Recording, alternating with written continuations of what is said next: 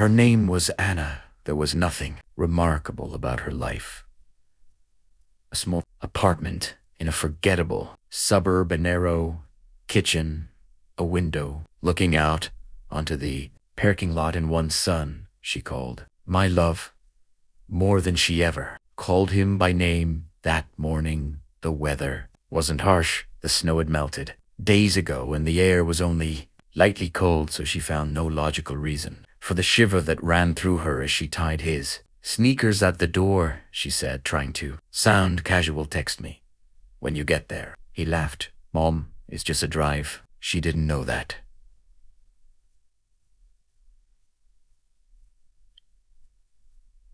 She didn't know that. Mothers never misread their instincts. They just sometimes choose to ignore them so the day can go on. After he left, Anna didn't start counting. She didn't count the days or the weeks. She counted the things that disappeared. The sound of his footsteps in the hallway, the cup that no longer sat in the sink, the laugh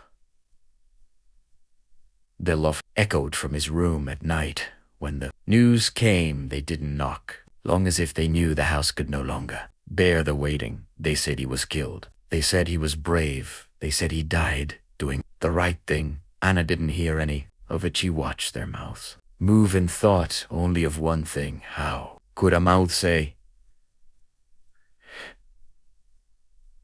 "Oh, that," and never say the name that night? She tried to cry. She couldn't. Sometimes the body is kinder than the heart, shutting down tears so its owner doesn't collapse.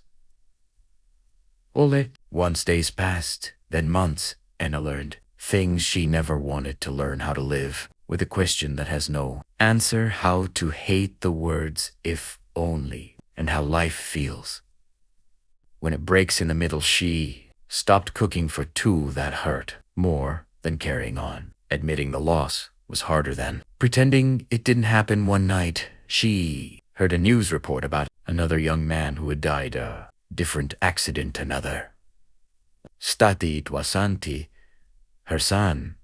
She turned off the TV, sat in silence, then whispered without realizing it, "Thank God, not him." She froze. She understood. She understood what she had become, a woman who thanks God because the tragedy happened in someone else's house, and only then. She cried, not because her son had died, but because she was still alive and learning every day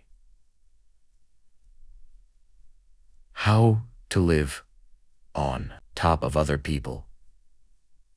Esse grief, so she could bear her own. From that day on, whenever she saw mother sending her child out the door, she didn't wish for safety or for return or for a miracle. She wished only that the lie would be quick, that the news would be brief, and that the mother wouldn't live long enough to become like her.